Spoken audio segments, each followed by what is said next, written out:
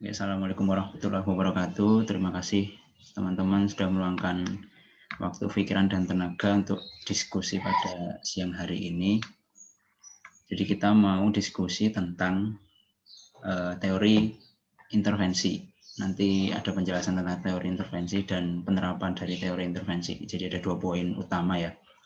Nanti dari dua poin utama itu nanti ada poin turunannya yang akan kita bahas masing-masing sesuai apa yang sudah kita cari ya. Ini sekarang coba share screen punya aku ya. Aku nemunya ini sih tadi.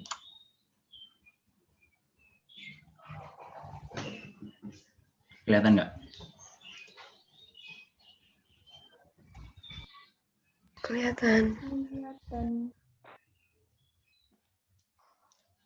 Nah, aku nemu ini ada 3 pengertian intervensi. Kita bacakan aja. Yang pertama, intervensi sosial dapat diartikan sebagai cara atau strategi memberikan bantuan kepada masyarakat, individu, kelompok, atau komunitas. Intervensi sosial merupakan metode yang digunakan dalam praktik di lapangan pada bidang pekerjaan sosial dan kesejahteraan sosial. Pekerjaan sosial dan kesejahteraan sosial ada 2 bidang yang bertujuan meningkatkan kesejahteraan seseorang melalui upaya memfungsikan kembali fungsi sosialnya. Yang kedua, ada intervensi sosial adalah upaya perubahan terencana terhadap individu, kelompok maupun komunitas. Dikatakan perubahan terencana agar upaya bantuan yang diberikan dapat dievaluasi dan diukur keberhasilannya. Intervensi sosial dapat pula diartikan sebagai suatu upaya untuk memperbaiki keberfungsian sosial dari kelompok sasaran perubahan, dalam hal ini individu, keluarga, dan kelompok. Keberfungsian sosial menunjuk pada kondisi di mana seseorang dapat berperan sebagaimana seharusnya sesuai dengan harapan lingkungan dan peran yang dimilikinya. Kemudian yang ketiga ada intervensi sosial. Intervensi pekerjaan sosial adalah aktivitas profesional pekerjaan sosial yang dikenakan atau ditunjukkan kepada orang, baik secara individu, kelompok maupun masyarakat, baik yang bersifat residual ataupun institusional, baik langsung maupun tidak langsung, baik preventif, kuratif, rehabilitatif, developmental, edukatif, maupun preventif yang dilandasi oleh seperangkat ilmu pengetahuan dan keterampilan dan kodetik profesi. Nah, berarti yang bisa diambil nih, intervensi berarti ada 3 level ya. Individu, kelompok, komunitas, mikro, meso, makro. Bersifat residual ataupun institusional. Residual itu berarti kayak... Nah, itu yang kayak yang pengen ditanyain residual sama institusional itu. Baik langsung maupun tidak langsung, baik preventif, kuratif, rehabilitatif. Residual itu ini apa ya? Apa sifat yang ini ya?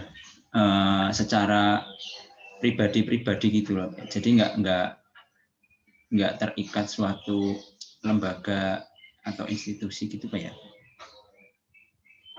Berarti ini kan sekaligus intervensi itu punya fungsi dan tujuannya untuk biar seseorang itu bisa berfungsi sosial sesuai perannya di lingkungannya, begitu ya. Berarti kayak mungkin di keluarga sebagai seorang anak, misalkan ada sebuah fenomena mengintervensi seorang anak gitu, misalkan dia anaknya nakal gitu ya mungkin ya, kan berarti dia tidak sesuai dengan peran dia di dalam keluarga itu karena nakal itu dan sebagainya dengan permasalahannya. Nah, mungkin dari intervensi itu nanti bisa mencoba untuk bikin si anak itu bisa berfungsi kembali di lingkungannya sesuai perannya dia apa gitu ya. Ya. Kalau yang tadi aku baca sih di prakteknya ya itu tuh ada institusi yang kayak ngelatar belakangi ngelakuin intervensi gitu. Nih, aku baca konsep residual mengacu kepada pandangan bahwa institusi kesejahteraan sosial hanya akan memainkan peranan apabila lembaga utama atau primer seperti keluarga dan pasar tidak mampu lagi menangani masalah sosial yang dihadapinya atau lembaga-lembaga tersebut mengalami mati suri. Sedangkan konsep institusional melihat kesejahteraan sosial, program dan layanan yang diberikannya memiliki fungsi pertama. Nih, membaca lagi, dapat konsep residual menjadi institusional.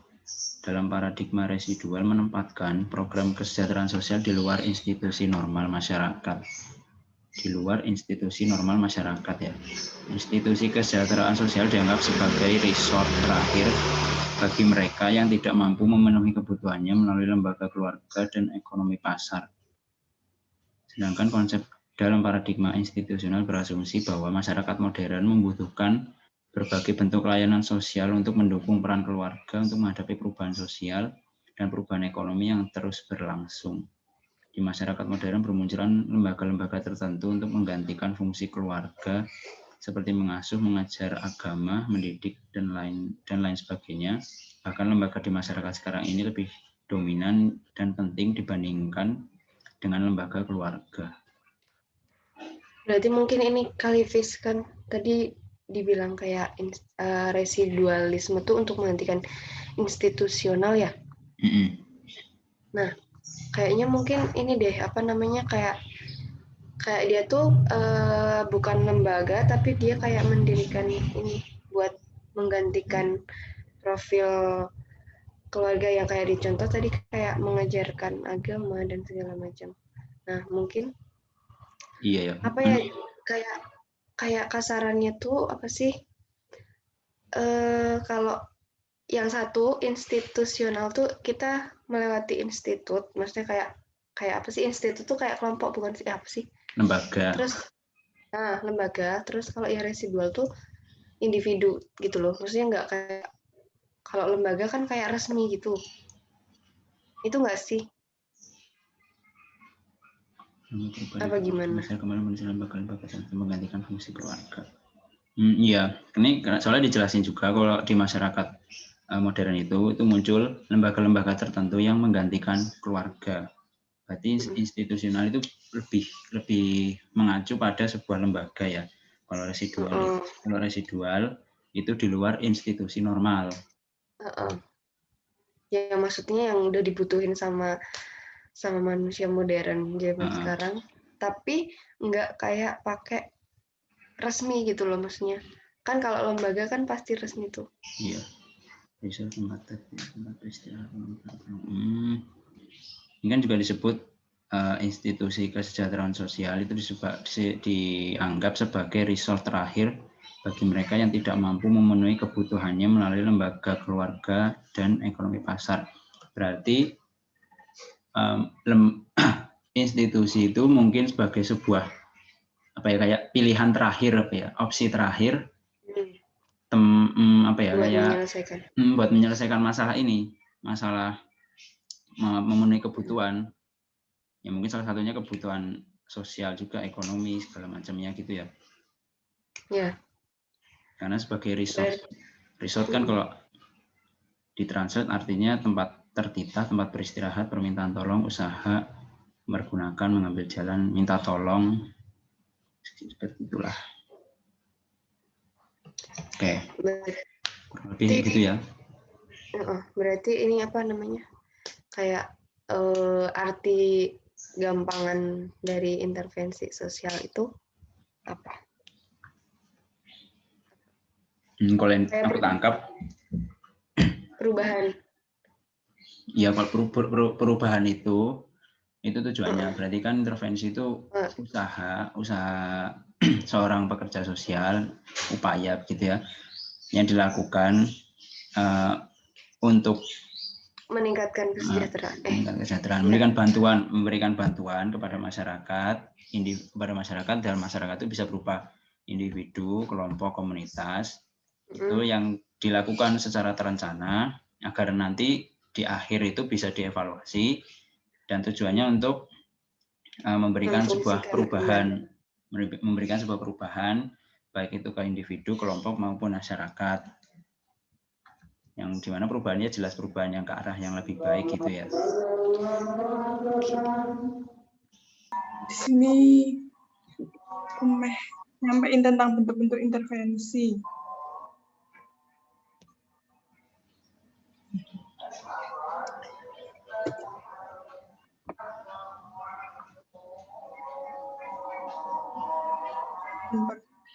intervensi itu dibagi menjadi 3. Yang pertama itu ada intervensi makro, intervensi meso, sama intervensi mikro.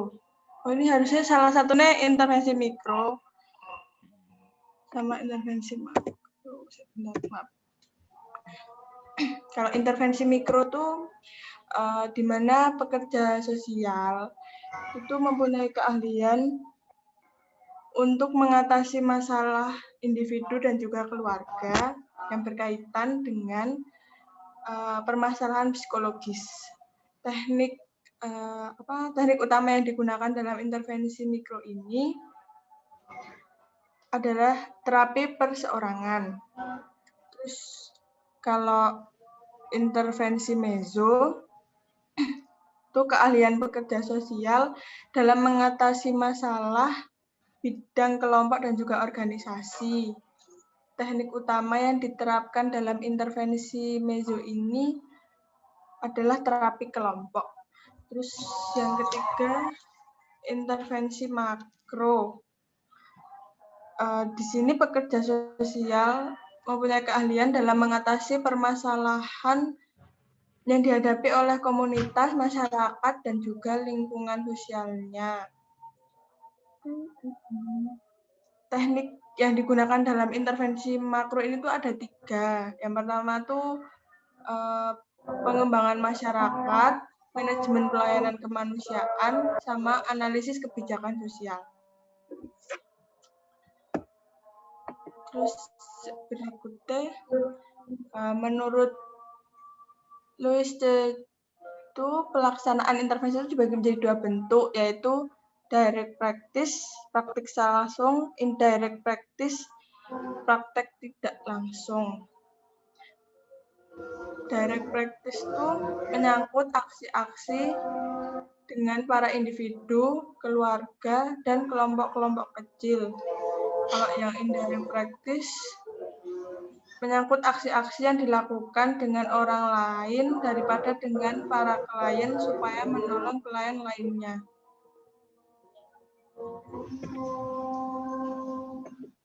Terus fase intervensi itu ada 7. Pertama fase persiapan, fase pengembangan, fase pengumpulan data dan informasi, fase perencanaan dan analisis, fase pelaksanaan, fase negosiasi, sama fase terminasi. Udah. Itu tadi yang ini, yang teknik itu di intervensi mikro, makro, sama meso. Tadi coba diulangin. Aku agak kurang nangkep tadi. Kalau intervensi mikro itu teknik yang digunakan tuh terapi perseorangan. Kalau intervensi meso pakai terapi kelompok. Kalau intervensi makro pakainya pengembangan masyarakat, manajemen pelayanan kemanusiaan, sama analisis kebijakan sosial. Terapi perseorangan tuh kan mikro ini ya, 2 ya tadi, baik bisa individu, bisa keluarga ya. Keluarga maksudnya mikro kan? Kalau terapi perseorangan di keluarga itu gimana? Gimana? Kalau terapi kan tadi yang mikro tuh terapi perseorangan. Nah, kalau terapi perseorangan di lingkup keluarga itu gimana? Apa maksudnya satu keluarga itu yang dikenai terapi perseorangan itu apa hanya salah satu keluarganya aja, misal anaknya atau orang tuanya salah satunya, atau gimana tuh? Bentar. Terapi perseorangan kan berarti hanya satu orang ya, yang hanya satu orang yang dikenai terapi itu. Kalau tadi ini aku baca di terapi perseorangan perumpamaan kan yang kena kan klien 1 nih. Iya. Nah, terus tapi kan biasanya kayak perumpamaan nih anak korban kekerasan seksual kan, otomatis si anak ini orang tuanya kan kadang ada orang tua yang kayak nggak bisa nerima anaknya, malah nyalahin si anak ini. Nah, itu jadi nanti keluarganya juga ikut diterapi gitu, kayak diarah-arahin. Sebenarnya tuh kayak gini tuh apa namanya, kayak nggak baik gitu, kayak lebih diarahkan jadi untuk menerima si anak tersebut. Jadi anaknya itu kayak nggak disalahin gitu loh sama orang tuanya, jadi bisa diterima lagi gitu di keluarganya. Berarti mungkin gini ya, kan itu yang memiliki masalah dari keluarganya, karena keluarganya nggak bisa nerima anaknya. Dan mungkin juga kalau anaknya sudah berumur, misalkan anggaplah dia udah bisa berpikir, anak-anak usia SD, misalkan SD kelas 6 gitu ya. Kan kalau nggak diterima orang tuanya, mesti dia juga sedih ya. Nah mungkin itu ya, jadi bisa diterapiin ke anaknya, bisa juga diterapiin ke orang tuanya. Jadi saling ada integrasi antar keduanya gitu ya. Iya, maksudnya biar sama-sama terima gitu sama keadaan yang dari orang tuanya bisa nerima anaknya, bisa lebih memahami anaknya, mau menerima gitu. Dan si anaknya kalau misalkan dia mengalami contoh misalkan dia sedih atau stres atau kayak kepribadiannya jadi keganggu gitu ya, kenyamanan hidupnya jadi terganggu, mungkin juga bisa dikenai terapi perseorangan itu ya. Tergantung kayak diberi motivasi gitu sih. Tergantung dari pihak mana yang mengalami masalah gitu ya. Oke. Kalau misalkan anaknya masih bayi ya nggak perlu ya diberikan terapi perseorangan. Masih bayi juga kan. Orang tuanya sih ya, berarti lebih ke orang tuanya gitu. Oke, paham. Terus tadi yang itu langsung tidak langsung gimana itu, Anggit? Nah, yang ini aku yang tidak langsung itu masih kurang paham sih. Kalau yang tidak langsung. Kalau yang tidak langsung tuh di sini aku nemunya menyangkut aksi-aksi yang dilakukan dengan orang lain daripada dengan para klien supaya menolong klien lainnya. Aksi-aksi ini mungkin dilakukan dengan para individu, kelompok-kelompok kecil, organisasi-organisasi, atau masyarakat sebagai unit perhatian. Kalau yang langsung menyangkut aksi-aksi dengan para individu, keluarga, dan kelompok-kelompok kecil yang memfokuskan pada perubahan baik transaksi dalam keluarga, sistem kelompok kecil, atau individu. Nah, aku masih belum bisa nemuin perbedaan keduanya itu. Sama. Tadi aku juga sempat salah kan malah ngerjain yang ini. Tapi kayak nggak ada perbedaan gitu, maksudnya nggak bisa nemuin perbedaan antara yang langsung sama yang nggak langsung sih. Soalnya kata-katanya benar-benar hampir mirip. Iya. Kan itu kan yang direct practice kan menyangkut aksi-aksi dengan para individu, keluarga, dan kelompok kecil yang memfokuskan pada perubahan baik transaksi dalam keluarga, sistem kelompok kecil atau individu, dan fungsi kelompok-kelompok kecil dalam hubungan dengan orang-orang dan institusi-institusi kemasyarakatan dalam lingkungan mereka. Nah, itu tuh kata fokusnya itu yang mana? Itu tuh aku belum dapat gitu.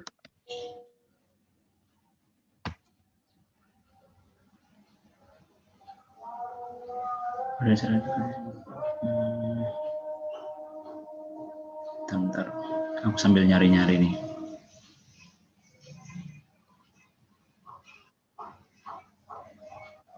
Apa mungkin kalau praktik langsung itu kayak lebih ke ke orang-orangnya yang punya masalah gitu. Terus kalau yang tidak langsung tuh kayak sosialisasi gitu, Po. Jadi ada kata aksi ya? Iya.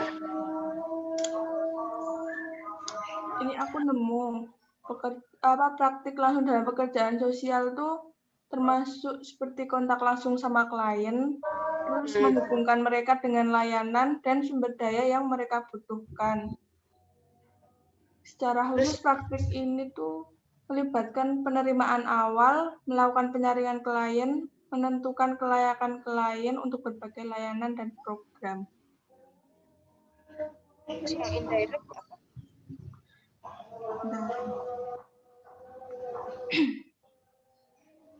Oh nih, aku baca nih.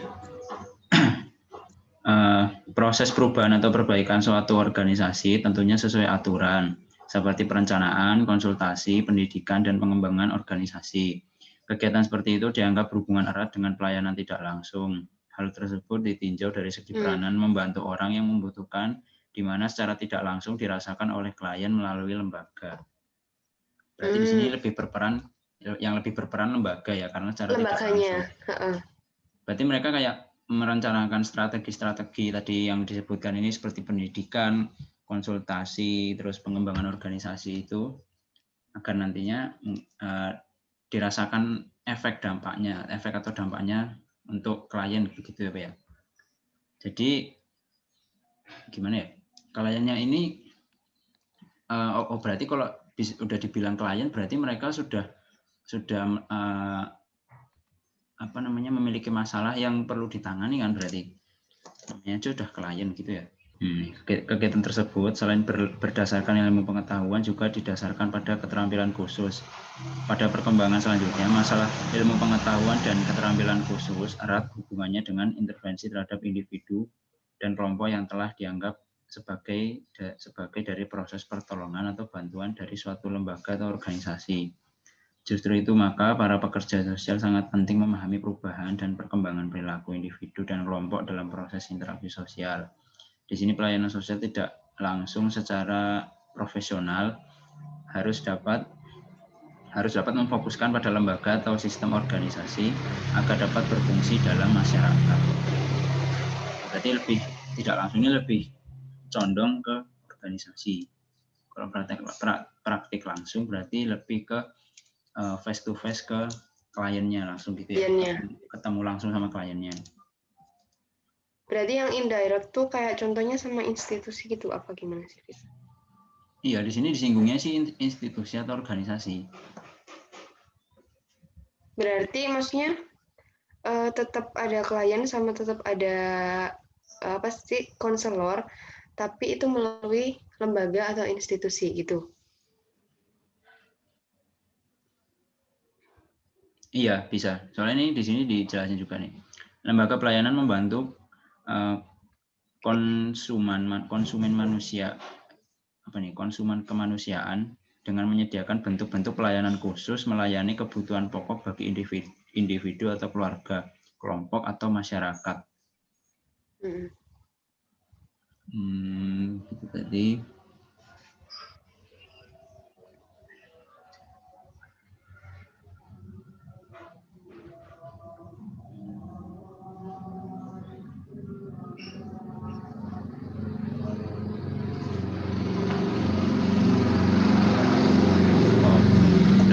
Ya itu tadi yang aku pahami itu berarti secara tidak langsung itu lembaga yang membuat sebuah perencanaan intervensi gitu ya. Jadi ya tetap ada pekosnya, cuma tidak langsung tidak langsung kena ke kliennya secara langsung gitu. Jadi lewat pelayanan gitu. Ada sistem pelayanannya sendiri. Yang itu juga bagian dari intervensi gitu pastinya. Oke, di sini aku mau jelasin sedikit tentang tujuan sama fungsi dari metode intervensi sosial sendiri. Jadi kan tadi di di bahasan kita kan ada tujuan sama manfaat gitu kan. Tapi manfaatnya aku jadiin sama kayak fungsi, soalnya emang tadi aku nyari kayak nggak adanya cuman tujuan sama fungsi. Jadi tujuannya yang pertama itu memperbaiki fungsi sosial seseorang atau individu yang merupakan sasaran perubahan, di mana sasaran perubahan yang dimaksud itu agar seorang klien yang dilakukan intervensi individu ini itu dapat melakukan fungsi sosialnya secara maksudnya kembali normal gitu loh, menjadi kayak peran sosialnya itu jadi normal gitu. Diasumsikan itu misal gini, kan itu aku jelasin tentang tujuan sama fungsi ya. Nah, di situ itu ada seorang klien kayak punya sesuatu permasalahan yang mungkin dia nggak bisa menyelesaikan sendiri. Nah, di sini itu tujuan dari intervensi sosial sendiri itu memperbaiki fungsi sosial tersebut. Jadi kita membantu seorang klien itu untuk memperbaiki permasalahan yang ada, karena yaitu untuk kayak untuk memperbaiki fungsi sosialnya. Nah, jadi sebelum fungsi sosialnya itu kembali dan tujuannya itu tercapai, kita juga harus memberfungsikan fungsi-fungsi intervensi sosial itu tersendiri terlebih dahulu. Nah, fungsi yang pertama itu adalah mencari penyelesaian dari masalah klien dengan menggunakan metode pekerjaan sosial.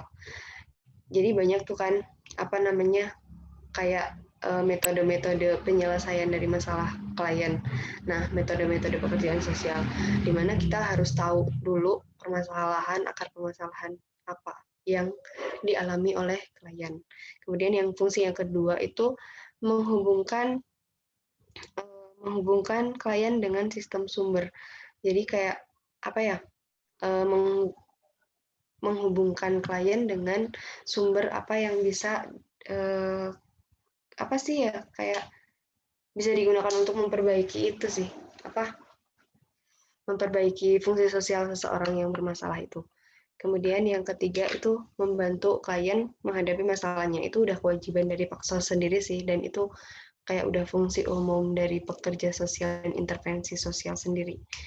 Kemudian yang terakhir itu adalah menggali potensi dari dalam diri klien sehingga dapat membantu untuk menyelesaikan masalahnya.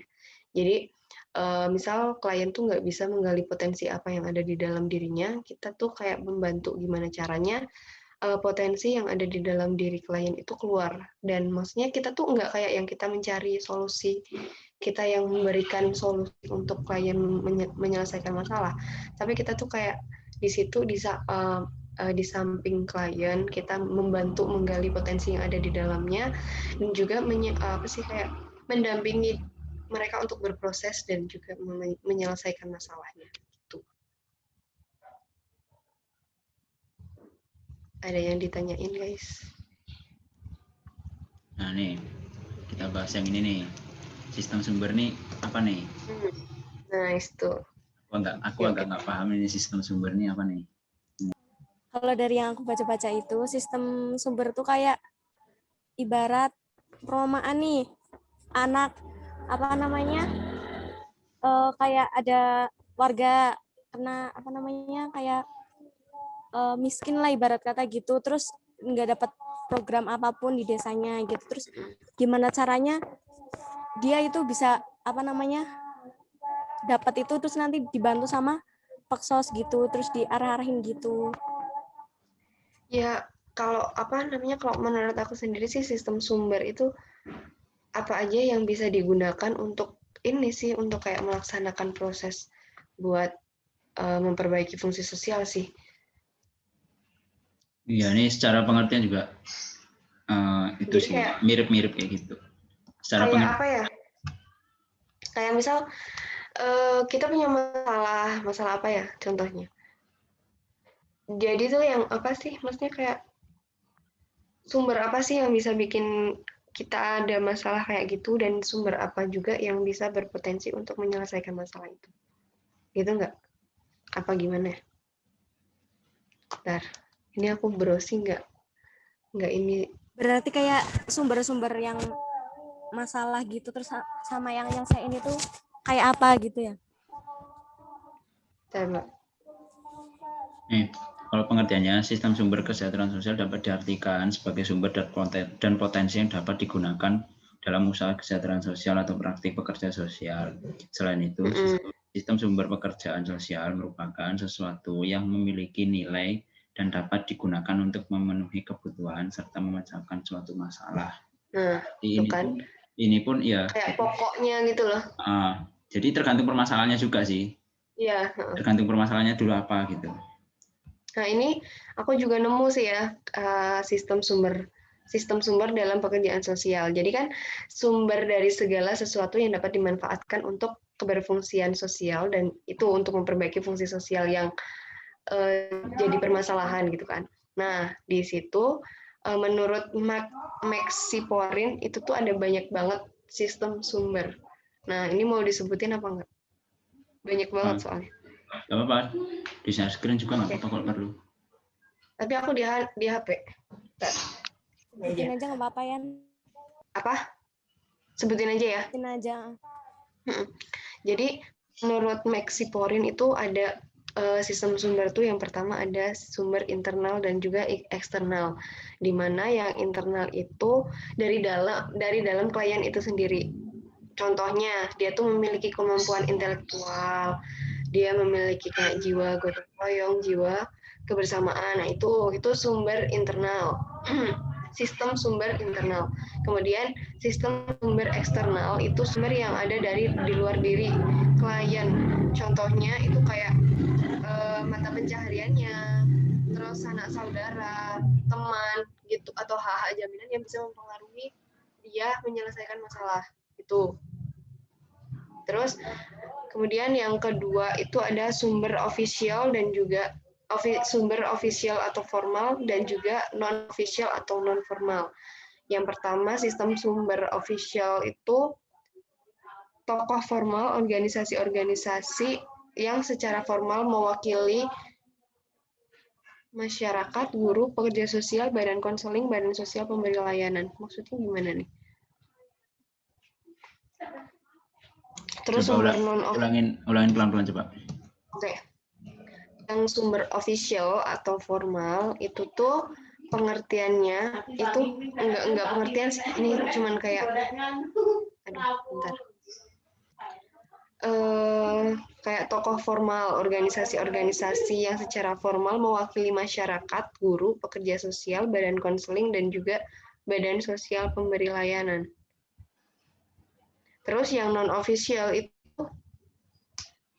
gini, yang sumber official atau formal itu tuh kita kayak dibantu oleh organisasi-organisasi yang secara formal gitu loh. Kayak tadi kita melalui lembaga. Berarti dalam proses intervensinya itu ada campur tangan dari lembaga lain gitu ya. Soalnya ini disebutin melalui tokoh formal, organisasi-organisasi yang secara formal mewakili itu. Ya karena mungkin dari lembaga itu juga punya nilai buat mengatasi permasalahan kliennya gitu. Terus yang ini, yang non official, yang official itu soalnya gini, dukungan emosional dari sosial kerabat, teman, tetangga gitu. Jadi kayak dari sistem pertolongan alamiah gitu loh, dari orang-orang terdekat, enggak melalui lembaga. Jadi menurut aku official itu melalui kurang lebih lembaga lah, kalau enggak pokoknya yang organisasi formal. Terus yang non official itu dari kerabat atau orang-orang terdekat itu. Oke. Paham. Terus yang ketiga tuh ada sistem sumber manusia dan non manusia. Di mana yang sumber manusia itu ada orang-orang yang memiliki kemampuan dan juga kekuatan untuk digali dan dimanfaatkan. Misal kita punya bantuan nih, kita punya masalah ini dan berkaitan. Misal gini, kita jadi korban, terus kita punya saksi gitu loh. Nah, gitu contohnya. Terus kalau sumber non manusia tuh kita dibantu sama sumber material atau benda. Kayak ada buktinya gitu. Berarti gini, kalau yang tadi yang kita contoh yang sumber manusia, berarti kalau misal si A punya permasalahan, misalkan korban pelecehan seksual misalkan, pelecehan seksual oleh mungkin temannya misalkan, oleh temannya. Nah pastinya kan dia juga salah satu temannya tahu, karena juga mungkin dia teman dari si pelaku ini yang melakukan pelecehan seksual misalkan gitu. Bisa dipahami. Terus lanjut ya, yang keempat tuh sumber simbolik, partikularistik, konkret, universal, dan pertukaran nilai. Yang pertama, sistem sumber simbolik partikularistik itu berupa simbol yang tidak bisa diraba. Contohnya, informasi dan status sosial seseorang. Informasi dan status sosial di masyarakat mempunyai arti simbolik yang khusus dan dapat digunakan sebagai sumber yang dapat digali dan dimanfaatkan. Jadi, status sosial. Oke, bisa dipahami. Terus yang kedua, yang universalistik itu berupa hal yang nyata dan umum. Contohnya, pelayanan, benda konkret, sumber pertukaran nilai, kasih sayang, uang. Itu gimana? Konkret, nyata, dan umum. Sumber pertukaran nilai. Sumber pertukaran mana ya? Sumber pertukaran nilai. Dulu.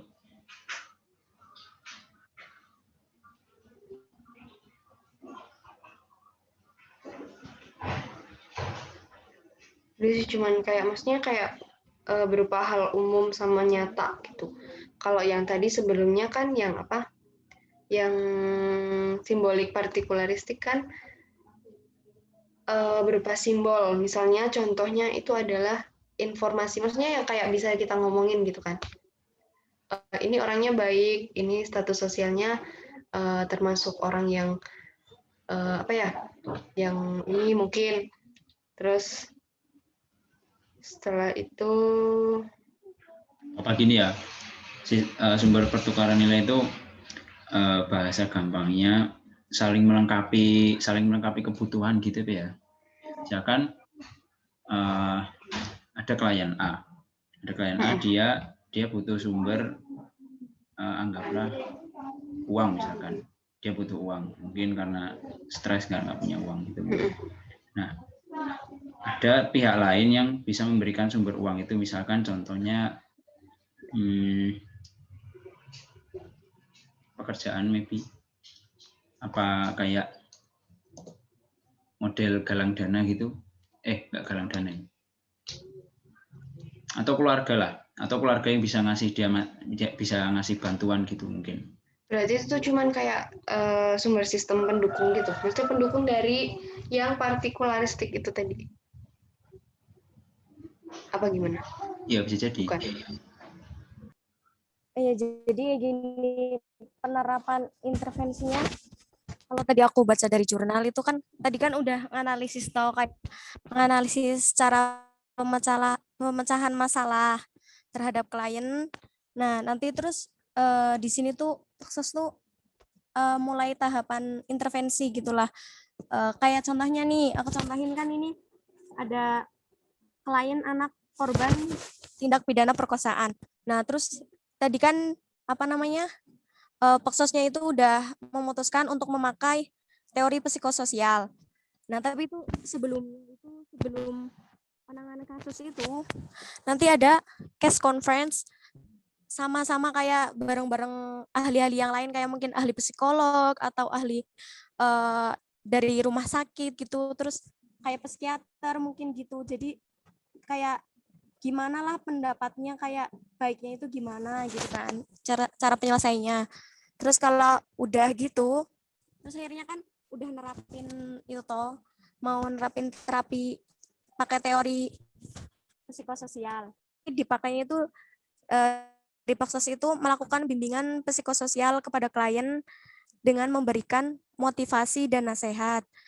Terus yang membuat klien akan merasa lebih tenang, sabar, ikhlas, dan dapat memetik hikmah dari apa yang dialaminya. Nah, terus nanti juga Paksos juga melakukan intervensi kepada keluarga dari klien dengan melakukan terapi keluarga. Nah, Paksos di sini bekerja sama dengan psikolog, tenaga medis, dan lembaga yang merupakan shelter sementara bagi klien. Kayak perumahan tadi kan kasus anak korban tindak pidana perkosaan kan. Nah, terus di sini kayak yang tempat shelternya itu kayak lembaga perlindungan anak gitu di situ, yang tempat ngelindungin dia untuk sementara. Gitu sih kalau tadi aku baca-baca. Mungkin ada yang mau ditanyain? Apa ada yang masih mengganjal? Ini berarti cuma dari teori psikososial aja ya? Bisa sih, maka yang lainnya mungkin tergantung permasalahannya gitu. Ya, ini kan kita konteksnya mikro ya, ke individu, lebih ke individu. Jadi makanya psikososial. Ya bisa. Tadi shelter itu tempat penampungan sementara ya berarti? Ya kayak kan kalau di situ kan diceritain apa namanya, si anak ini aslinya tuh kayak nggak terima, terus trauma gitu kan, jadi introvert orangnya. Nah terus juga kan udah sampai ngelahirin anak. Nah terus habis itu niatnya tuh anaknya kayak mau dibuang gitu. Terus di situ apa namanya, dari Peksos kayak ndampingin, kayak ngasihin saran, motivasi gitu. Berarti itu semacam apa ya? Mirip-mirip kayak rehabilitasi gitu ya? Ya kayak lembaga mungkin ya, kayak lembaga yang menangani gitu ya. Ya dia berarti ditempatkan suatu tempat yang dimana itu jauh dari segala potensi yang bisa bikin dia merasa mungkin trauma atau stres atau depresi segala macam gitu ya, atau mungkin tempat atau apapun lah yang bikin dia teringat atas kejadian yang dialami gitu ya. Nah di situ nanti dia mungkin diarahkan gimana caranya biar bisa lebih tenang, bisa lebih ikhlas gitu, bahasanya move on lah dari apa yang udah terjadi gitu kan, bisa lebih menerima gitu, dan kedepannya mungkin bisa lebih baik lagi gitu membawa dirinya. Jadi dia tetap bisa diharapkan tetap bisa kedepannya memiliki fungsi sosialnya gitu ya, berfungsi sosialnya dengan baik sesuai perannya. Ya Fis gitu. Oke, gitu. Ya gitu aja teman-teman. Terima kasih atas waktu, tenaga, dan pikirannya untuk diskusi. Semoga apa yang kita diskusikan dapat bermanfaat. Saya cukupkan saja. Kita tutup. Assalamualaikum warahmatullahi wabarakatuh.